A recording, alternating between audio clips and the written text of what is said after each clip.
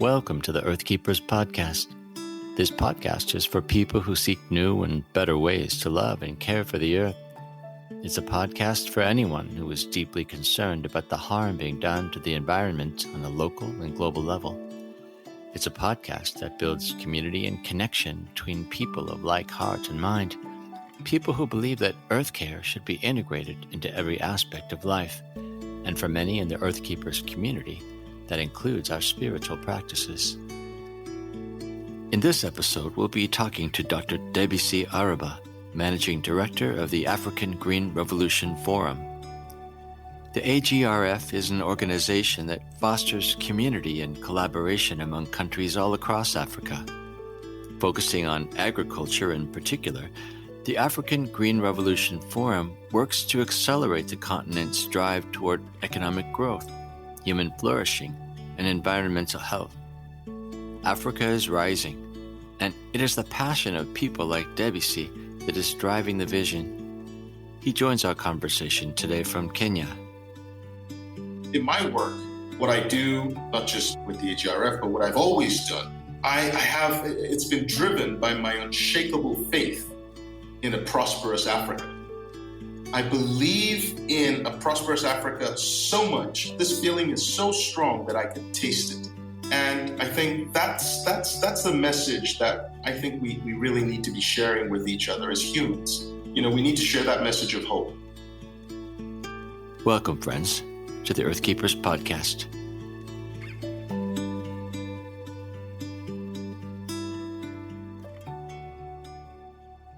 Well, welcome, friends. We have a great episode today. Today, we are talking to Debisi Araba, and he is speaking to us from Africa. And Debisi, maybe tell me exactly where you are and talk about what it is you do day to day for the African Green Revolution Forum. Thank you very much, Forrest. It's a pleasure to be here with you. I'm the managing director of the AGRF. It's now an initialism. And I have, I would say, maybe the best job in the world. I get to bring together all stakeholders working on agriculture transformation in Africa. So everybody all the way from government, civil society organizations, private sector at all scales. So all the way from smallholder farmers to large-scale commercial enterprises to other private sector entrepreneurs in the financial services sector, people working in the public policy sector, everyone who works to ensure that we can produce, distribute, process, and consume healthy, safe, affordable food, works and engages through the AGRF. And I'm proud to be a facilitator to the convenings of all these partners working on increasing shared prosperity in Africa. You know, your website is quite inspiring, and we'll actually link to that in our show notes because I want people to see what it is you're about. And you're about a lot.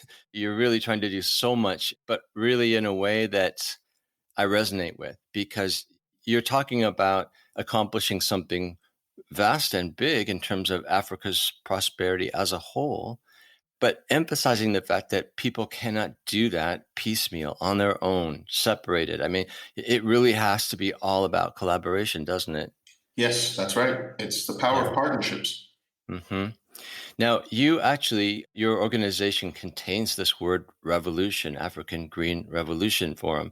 Why that word? What's revolutionary about what you're doing? The word has the history of the word comes from Mr. Kofi Annan, who made the call for a truly green African revolution. And what he was trying to whip up was the spirit of urgency. We would call it the fierce urgency of now, to ensure that we transform the agriculture sector to enable African economies to grow. No economy in the world has really transformed without first fixing its agriculture sector. And so he wanted to bring that fierce urgency of now. And so I suppose his choice of words was revolution. You know, we don't want to do things slowly. We certainly want wholesale changes to ensure that, you know, we create that rapid increase in prosperity in African economies and allowing them to diversify and grow.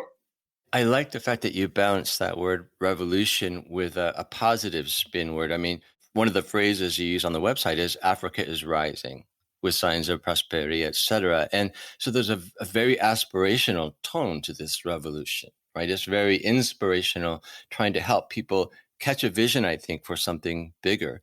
Do you feel like people are catching that vision? Oh, yes. And you can see it right across the agri-food sector. So globally, the agri-food sector contributes about $8 trillion to global GDP. That's about 10% of global GDP. The African agri-food sector is not yet a significant player, but it's starting to emerge. We're starting to see public sector initiatives. We're starting to see lots of private entrepreneurship initiatives growing in different sectors, not just in production, but in the financial services sector, in the use of digitalization, mechanization, logistics, processing, food preservation and storage. There's so much happening in the agri-food sector. It's emerging. I mean, I see the green shoots of what will be a wholesale transformation in my lifetime. It seems that fundamental to this goal is the understanding that Africa will not just produce enough to meet its own needs, African nations being self-sufficient, but also that there will be surplus to add to the global economy, thus increasing, the prosperity of the continent as a whole. Is that what I'm hearing? That's correct. That's correct, Forrest. So by 2050, we will have about 10 billion people in the world. We need to ensure that the global population has access to healthy, safe, nutritious food that also doesn't create negative impacts on the environment. Africa will not just be a breadbasket to feed itself. It will be a breadbasket that will contribute to feeding the world. So tell me, where is your work actually based? And then what is the scope of your reach in terms of other nations being involved in this? The AGRF Secretariat physically is in Rwanda.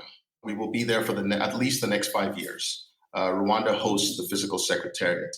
Prior to that, the AGRF was in Kenya, in the city of Nairobi. And each year we host an annual summit, an AGRF summit in the first full week of September.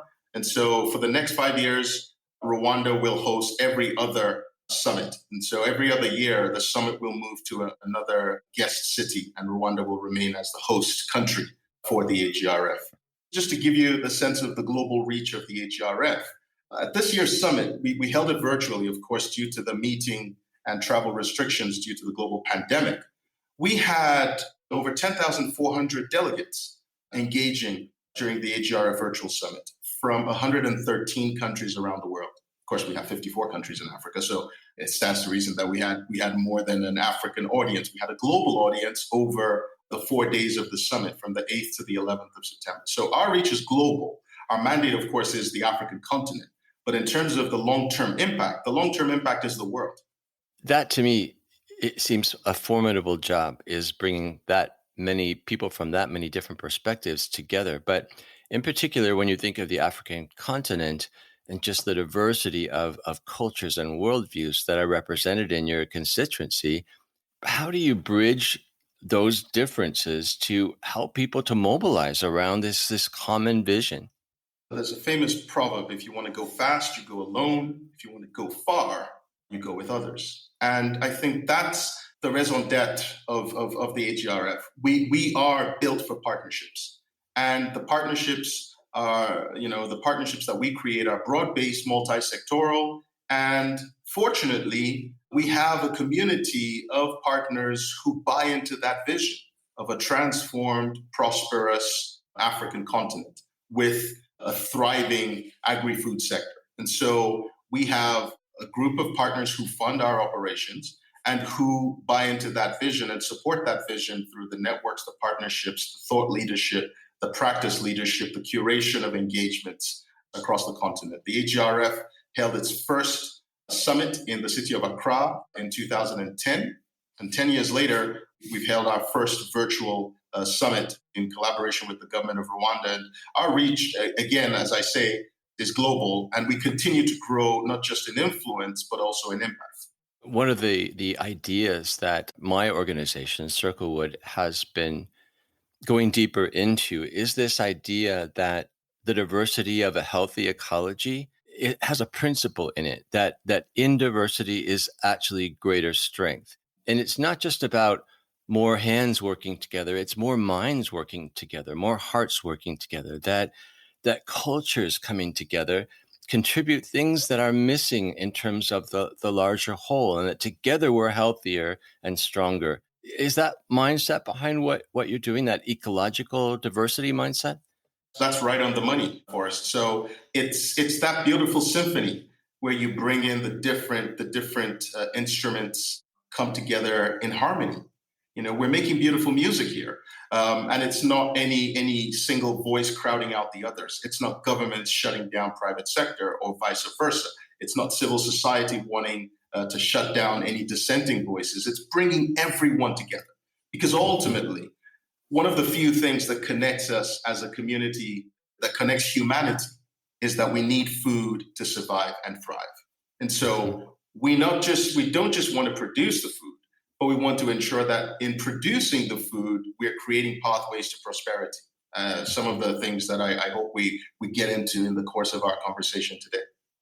As someone who works in community development, I often come up against developers' prioritization on human flourishing, which is as it should be. That's their job, right? But there is a growing movement of developers who understand that the health of the environment is critical to human flourishing and vice versa. People are starting to think more in terms of holistic systems and not just how do we meet human need today and for the future, and focus on human thriving. I know that you do use language in the descriptors of your organization. You speak about the urgency of climate change, et cetera. And, even the word green in your title suggests that there's a sensibility here that it's not just about people.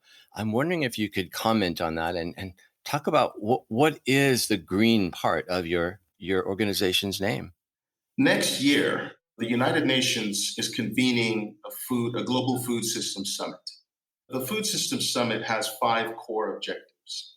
The first is to ensure access to safe and nutritious food for everyone.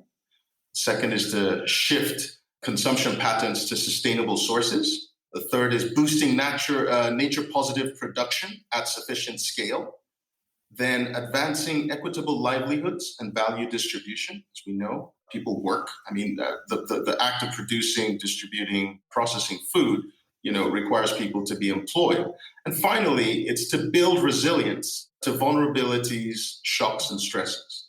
Of course, one of the biggest shocks that we have as a body of humanity, even though we're in the middle of a pandemic, I still say this is nothing compared to climate change. Climate change is an existential threat to mankind. And so the way the AGRF is set up is to achieve those 5 objectives. We're not just producing food at the expense of the environment or at the expense of people's health or people's livelihood or at the expense of creating economic distortions. We really want to create shared prosperity in the true sense of what that means. Shared prosperity amongst humans, shared prosperity with the environment.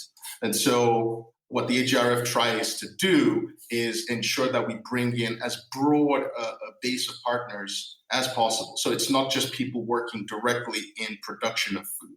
It's people working in the environment space. It's people working in public policy. It's people working in the financial services sector. It's people working to advocate for the gender discrimination, working on gender issues, working on the Gini coefficient to reduce the distortions in the gaps between the poorest and richest in society. So there's so many dimensions. It's sort of multidimensional, multifaceted. It's partly why I got into the agriculture sector anyway. It's because it's so diverse, the agri-food sector. You could go in there, and sort of branch out into, I would say, hundreds of possible career pathways. But it all connects us because we all eat food to survive. I am curious about how you got where you are today. What is it, first of all, that motivates and drives you to do this work that you do now? I do it because of love. I would say love is at the heart of what I do. My grandfather on my mother's side was a Baptist theologian, and he had the most beautiful cursive handwriting. I just can't describe it. I don't think I have the words to describe how beautiful my grandfather's handwriting was. He passed away a few years ago. And he would write our names in Bibles and cards that he would give us on our birthdays. Now, after he passed, my mother found a note that he had written, and it wasn't the note itself. It really was the handwriting that drew me to it, and I kept that note. And in it, he had included the famous Quaker words: "If therefore there be any kindness I can show, or any good thing I can do to any fellow human being, let me do it now. Let me not defer or neglect it, for I will not pass this way again." Now, this sentence, it really shapes how I see my service to humanity. And the second thing, I suppose, would be my love language. You have the 5 languages: words of affirmation, quality time, gift giving, acts of service, physical touch. Acts of service is my primary love language. It's the way I show that I care about you. And when I care about something, I give it my time, I give it all my resources. I don't advocate for farmers alone, to be fair. I advocate for everybody trying to earn a living, and those also trying to create the means for prosperity for others. So this, of course, includes governments. So in my work, I'm committed to seeing everybody in entrepreneurship, whether private entrepreneurship or public policy entrepreneurship, succeed. And I do everything. I give everything. I give my intellect, I give my resources, I give my time to ensure that they have the best chance of success. When it comes to agriculture, I've spoken on this podcast to people who consider themselves primarily farmers, but have kind of problematized the definition of what it means to be a farmer. And they speak of a relationship to the earth that goes beyond production. It goes into the realm of relationship with the land, to know the land, to know how it produces, to know what it needs, to respect it in ways that avoid abusing the land. And I've learned a lot actually from the farmers we've spoken to. I'm wondering, in terms of your work, how would you, I know you're not a farmer, right? But clearly you're connected to all things agriculture. I'm wondering if you could describe your relationship to the environment, to the created world.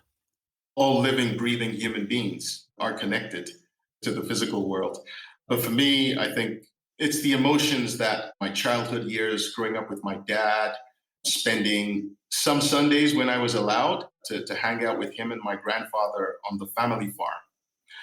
My grandfather had a huge family farm where he would spend his Sundays. It's also sometimes, the emotions I get when I reminisce and think about the weekends. Sometimes my father would take my sister and I to the beach in Lagos. I grew up in Lagos in Nigeria, and we would go to the beach in Victoria Island called Bar Beach. Sadly, Bar Beach is not the same as it was due to the ocean erosion and aggressive commercialization by property developers. But it's also, you see, it's that passion to see nature, respect nature, to love nature, to appreciate the gift that we have as humans, and to understand that it's really in trust. We hold it in trust. We receive it from the previous generation. We hold it in trust for the next generation. And so everything that we do, I certainly would like my children to experience the things that I did. I want them to have the soft earth to feel the soft earth under their toes. I want them to smell the ocean spray at the beach. I want them to see the beautiful vistas and the sights. I certainly don't want to have them searching almanacs, or I don't know if they still do almanacs, surfing the internet, for photos or third hand or fourth hand narrations of what nature, what it felt like to be one with nature. So I certainly would like to have that as a legacy, to hand that over to the next generation, my children or other people's children. Certainly the next generation after me needs to appreciate and experience the world that I grew up in. I'm wondering if you could talk a bit about AGRF in terms of some of the stories that will help us to understand what success looks like in organizational terms and values terms. when you look at either the macro level or something very local, what to you represents this idea or the fact that you've done your job well? Like what looks successful in terms of things that AGRF has done? We need to move the needle. We help people either make decisions or improve the quality of decision making. One example is an AGRF partner, the CGIAR, the International Consortium on Agriculture Research, has two partner organizations. One is the Climate Change, Agriculture and Food Security Program. The other is the International Center for Tropical Agriculture, which is now part of the Alliance of Biodiversity International and CIAT. Now, they collaborated to develop this knowledge product called the Climate Smart Agriculture Profiles. Now, what do these profiles do? The profiles analyze priority agriculture value chains and then map out the vulnerabilities to climate change at different points of the value chain. First of all, it looks at the vulnerabilities. Then the next stage is it assesses the adaptation methods that value chain actors have taken to adapt to climate change. And in addition, it then proposes additional options to increase resilience at different points of the value chain. Now, this knowledge product, brilliant, really groundbreaking stuff, informed a critical $250 million investment in Kenya by the World Bank, $250 million Kenya Climate Smart Agriculture Program. The knowledge is improving investments in the agri-food sector. So investments like investing in roads, investing in bridges. So whether it's improving the journey or shortening the journey time that farmers will take from getting from their farms to the market, or improving infrastructure that would ensure you improve the logistics and supply chain systems of fresh produce. As you know, we have a nutrition deficit, not just in Africa, but around the world. And most of the most nutrient-dense foods have very short shelf lives. These are the fruits and the vegetables. So the investments would also help to ensure that you're shortening the journey time of healthy, nutritious food from where they're produced to where they're consumed. So you are directly contributing to a healthier environment, or the knowledge product is directly contributing to a healthy, better nourished population.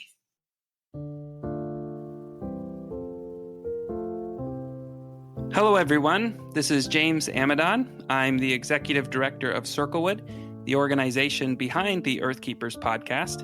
I'm also the executive producer and occasional co-host of the podcast with Forrest. I'm here with my son, Teddy, to talk for a moment about the podcast. Hi, everyone. I hope you're doing great. My dad helped start this podcast in March, and sometimes he records it from our house. He told me there are people who are listening in 32 countries and 6 continents. Wow! Yes, wow indeed. We are grateful for every single one of you who have been listening. We've really enjoyed putting together our first inaugural season, and we're excited to launch Season 2 in January. We're happy to offer the podcast to everyone free of charge, but unfortunately, it's not free to make. If you find yourself, like so many these days, struggling economically because of the pandemic, we are praying for you, and just know that our only hope is that you continue to listen and be encouraged. If, however, the podcast has blessed you and you find yourself with some financial flexibility, would you consider a year-end gift to help support the show? It's really easy to send a one-time gift or to sign up as a monthly giver. You just have to visit our website at www.circlewood.online/podcast. There you'll find a clear link to our secure online giving portal. Whether you're able to give $5 or $500, every gift will help. And becoming a partner with us will ensure that we can continue to create the kind of episodes that explore the work of creative earthkeepers from around the globe. Episodes that empowers listeners just like you in your own work of earthkeeping, and help all of us make the world a better place for those of the next generation, like Teddy. Thank you for listening to Earthkeepers and for all the ways you help take care of the earth. Thanks indeed. Happy holidays. Debisi, one of the questions that we ask all of our guests is, what is it these days that causes you to despair? And conversely, where do you find your hope? I see a lot of actions around the world that I wouldn't say makes me despair, but it does make me feel sad slightly when people don't see that their actions, it's a boomerang effect. Your actions will come back to hit you. And so you really need to do this because it's in everyone's interest. Everything we do is in our collective interest. In my work, what I do, not just with the AGRF, but what I've always done, it's been driven by my unshakable faith in a prosperous Africa. I believe in a prosperous Africa so much. This feeling is so strong that I can taste it. And I think that's the message that I think we really need to be sharing with each other as humans. We need to share that message of hope, regardless of what we're going through, whether it's a changing climate, whether it's job insecurity, economic insecurity. We've heard the gloom and doom predictions of a global recession in 2021 and beyond. We may or may not get a vaccine by Christmas. 2021 may or may not be a repeat of 2020. We've said, this year, I joke with my friends that, you have certain decades where nothing happens, and you have certain years where decades happen, to paraphrase a famous Russian. And I think it's important to just stay anchored. Your faith should anchor you. You need to believe in something, whether it's you're believing in the love of your life, you're believing in your work, you're believing in your mission, you believe in your parents, you believe in your children, you believe in your pet. I have a Labrador. I believe in her. She won't let me down. I think, you need to have an anchor an unshakable anchor that you hold on to. Now's the time to hold on to something, because that's what propels you, to be creative. So maybe I have one question for you. Sure. So I've given my mission to people listening now. Mm-hmm. So what gives you hope? What gives me hope is people like you, quite honestly. I am hungry for hope. I am hungry for new ways of thinking, new ways of being. I'm hungry especially for ways to work with other people to help me and the listeners to this podcast to get out of that kind of internalized, introspective perspective on the fate of the world, and understand that, as you say, we're all in this together. So when I hear people say that gives me hope. But even more, when I see people actually doing it, that's what really fires me up. I'm wondering, in the work that you do, are there spiritual components to the work? I think if you sort of parsed spirituality in a more generic, broader context, it's humanity. We are human, and we have a conscience. Spirituality is the conscience. So I would say yes. If there's anything that brings people of their own free will to engage through the AGRF, with the AGRF, then it's that shared spirituality that we can do something if we work together. Or success can be achieved through collaboration, or failure impacts us all. So there is that sort of shared purpose, if we call spirituality purpose. Some of the students who have done projects for me in my courses in an African context have often made the case that there is a wealth of local knowledge, local perspective that needs to be heard. And it's a perspective that sometimes gets overwhelmed with the prescriptions from outside, from non-African development organizations who will fund projects on the conditions that things are done a certain way, that they know as experts, quote unquote, what works best.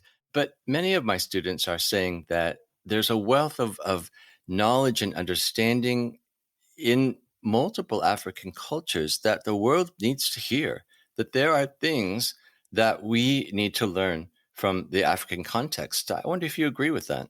Oh, I do. And I think indigenous knowledge, wherever it is, by its very essence, needs to be respected. Of course, cultures are eclectic. I had a conversation with a friend earlier today about this. knowledge is a core component of culture, right? And with cultures, with culture, you see the eclectic nature. You pick up some parts as you go along or as you evolve. You leave some parts that you don't find useful, but you pick up parts you find useful.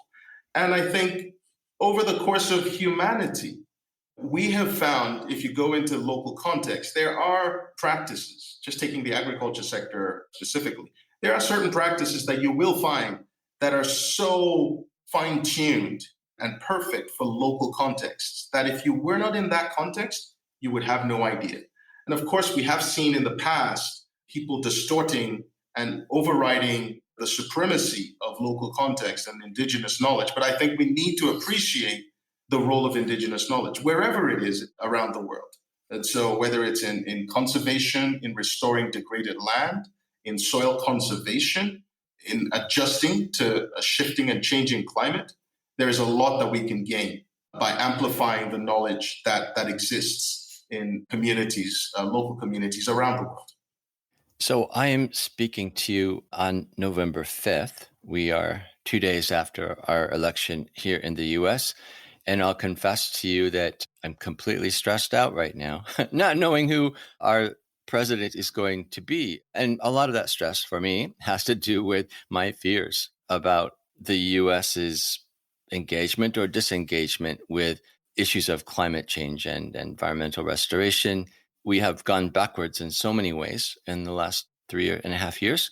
And my fear would be that we would continue to go backwards with one certain outcome. So I'm speaking to you with some stress, but also some deep curiosity. You spoke of a nutrition deficit in Africa. I think in the US, we have a sanity deficit right now. I just don't understand why people don't understand. And I'm trying to understand that. But there just, in some cases, is a refusal to acknowledge what is happening on a global scale, especially with climate. I'm wondering, first of all, I'm super curious from the outside, what does everyone think about what's going on in the States? I'm really curious. I'm afraid to hear what you say, but I want to hear. How are people looking at what's going on, especially in terms of our stance on caring for the earth? Speaking about the environment, I think officially the United States pulled out of the Paris Agreement yesterday. So the Paris Agreement, of course, on climate change, it's the global United Nations-led process to ensure that we can have this legacy to the next, or hand over this legacy of a beautiful, prospering, thriving planet to the next generation. As an outsider looking in, truth be told, I don't think it's as amplified as maybe Americans think the world assumes.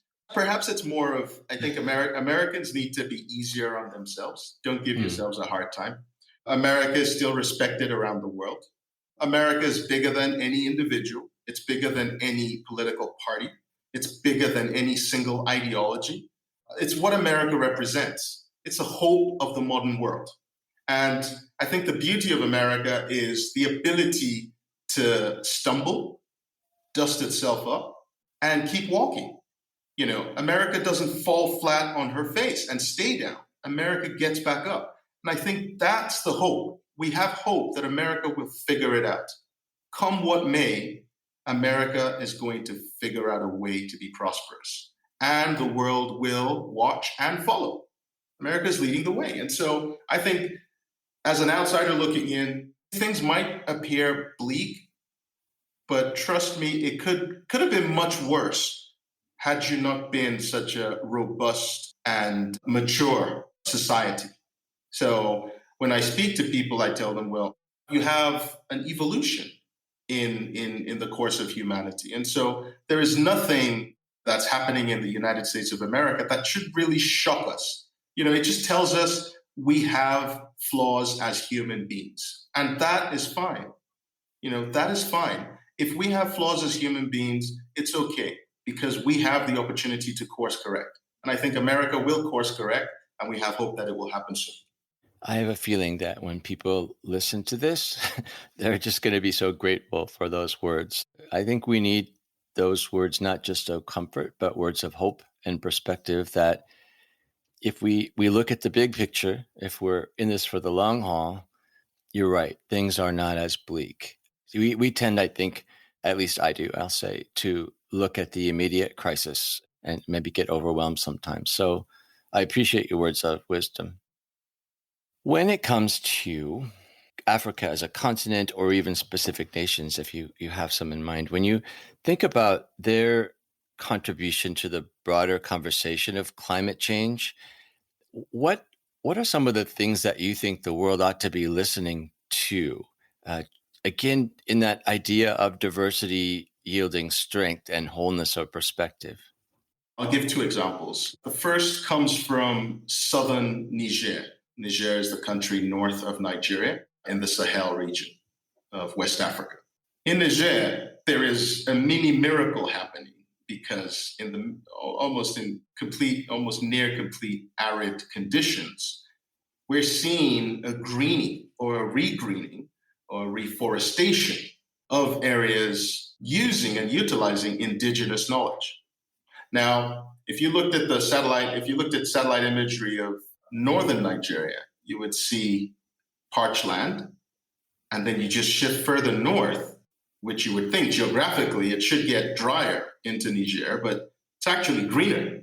And so there's a lot of indigenous knowledge that is being practiced in southern Niger on restoring degraded land. Of course, you have weathered soils, you have the heat, you have the aridity from low rainfall availability and high variability. But due to certain practices of soil conservation, planting resilient crops, etc., Niger is showing the way in what we can do to restore degraded land. The other move that really warms my heart is the Great Green Wall project. Now, the Great Green Wall is an ambitious plan to reforest 8,000 kilometers, an 8,000 kilometer wide belt or long belt across the Sahara of Africa from East to West Africa. Why? To address, not just to halt the encroachment of the Sahara Desert, but to also ensure that you're improving and investing in the livelihoods of people and restoring degraded land. As you know, or you might have heard in the news, the Sahel region of West Africa is highly turbulent, highly volatile. One of the reasons, it's not the only reason, but one of the reasons is the loss of livelihood due to climate change. In West Africa, you have the Lake Chad that's dried up, shrunk to a fraction of its original size. So meaning people who previously used to thrive and had their livelihoods in aquaculture and fisheries don't have that anymore. Those who used to practice agriculture have failing crops now due to climate change. And so the Great Green Wall project is focusing an intergovernmental partnership on addressing not just the issues of climate change, but also issues of economic prosperity through investing in livelihoods and addressing restoring degraded land. And it's beautiful to see all these countries collaborating, or at least committing to collaborate on an outcome that spans multiple countries. It's not just one country. So it's one of those, green shoots of partnerships. I missed the partnerships because of where I work with the AGRF. I keep an eye out for these things. It's something that we can show the world that, humanity can come together when the occasion calls for it. And it's happening in Africa. That is such a good point. I mean, we focus a lot, of course, on the Paris Climate Accord, but you're talking about this other sort of collective visioning and pursuit of something higher and bigger than single individuals or individual nations. And it brings to mind the question, coming back to this phrase, Africa is rising. Do you think that Africa is going to be in some ways a beacon for the world in terms of the ways they're coming together, the things that they're trying to achieve together, the ways that they are crossing boundaries of worldview and culture in order to pool resources and perspectives and collective wisdom? I think what the world will see is a level of collaboration and unity, of purpose and vision and destiny that we can share with the world. There's a spirit of Ubuntu. Ubuntu is I am because we are. And if once you start to feel that way, that you exist you're connected to a global community of humans. You don't exist as an island or in a silo. And I think we're starting to see more of that. And I certainly hope that this is a gift that Africa or Africans can give to the rest of the world. We've been in conversation with Dr. Debisi Araba, Managing Director of the African Green Revolution Forum. For more information about AGRF and their work, please go to the show notes for this episode on the podcast website. We invite you to become a supporter of Earthkeepers.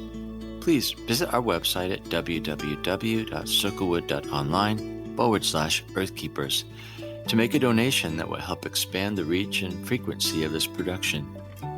It also helps us immensely when you leave a positive review on Apple Podcasts. And please share this podcast with anyone you know who seeks to become an agent of change and advocacy for the good of the earth.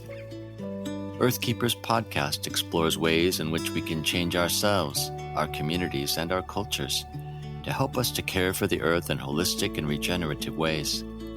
Through curated conversations, we highlight the wisdom of thought leaders and change agents who are making a difference and showing us a way forward. When Earthkeepers stand together, they amplify the impact of their resistance against environmental injustice and multiply their efforts for renewal and restoration. This podcast is an expression of Circlewood, an organization whose purpose it is to cultivate transformative communities that love and care for all creation. I'm Forrest Tinsley, your podcast host. Our executive producer is James Amadon. Forrest Reed is our sound engineer and the creator of our original music. Our research assistant is Rochelle Nordman. Thank you, friends, for listening. And please join us for our next conversation on the Earthkeepers podcast.